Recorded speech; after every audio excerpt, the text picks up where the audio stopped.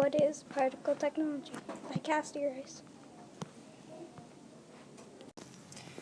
What you will learn. Number 1, what they are. Number 2, how they work. Number 3, random facts. What are they? Particles are associated with solid materials. They have an interface with enveloping gas or liquid particles. In space, there are new worlds to explore, but we can explore even bits of matter particles. Particles are still advancing to this very day.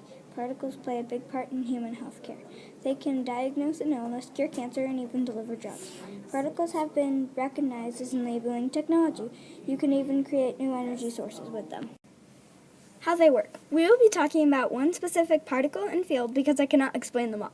First, you should know what I'm going to be talking about. I'm going to be talking about the Higgs field and the Higgs boson. Here's the definition. The Higgs field is an energy field which is hypothesized to exist everywhere in the universe. This field is accompanied by a fundamental particle called the Higgs boson, which the field constantly interacts with other particles. The best analogy is in the clip.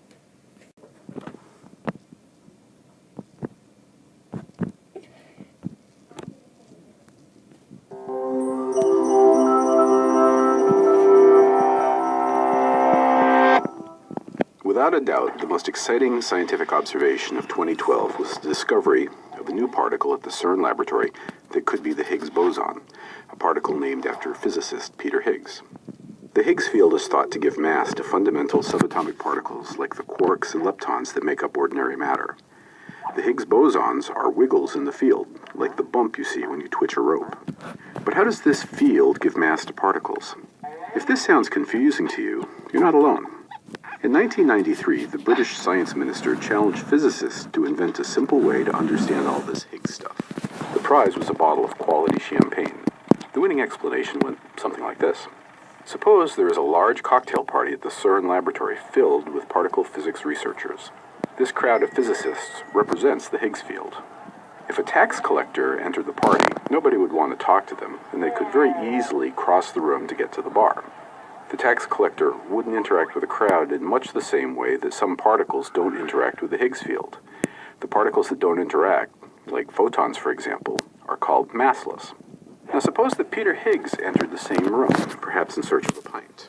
In this case, the physicists will immediately crowd around Higgs to discuss with him their efforts to measure the properties of his namesake boson. Because he interacts strongly with the crowd, Higgs will move slowly across the room. Continuing our analogy, Higgs has become a massive particle through his interactions with the field. So, if that's the Higgs field, how does the Higgs boson fit into all of this? Let's pretend our crowd of partygoers is uniformly spread across the room.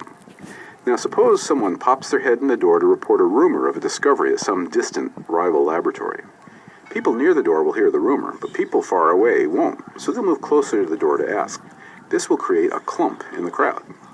As people have heard the rumor, they will return to their original positions to discuss its implications. But people further away will then ask what's going on. The result will be a clump in the crowd that moves across the room. This clump is analogous to the Higgs boson. It is important to remember that it is not that massive particles interact more with the Higgs field. In our analogy of the party, all particles are equal until they enter the room. Both Peter Higgs and the tax collector have zero mass. It is the interaction with the crowd that causes them to gain mass. I'll say that again. Mass comes from interactions with the field.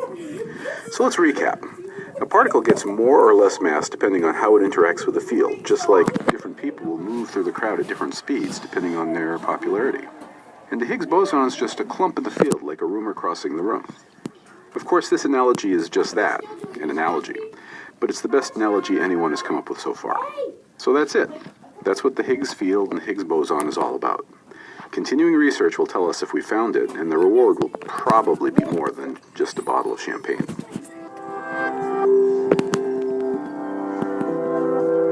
Some think particles are from 1 nanometer to 1 milliliter. Did you know particle technology is as old as mankind? Particles are the oldest profession. Let's review what you've learned. What are they? How they work? How big are they? How old are they? My favorite fact was how small they are. What was yours?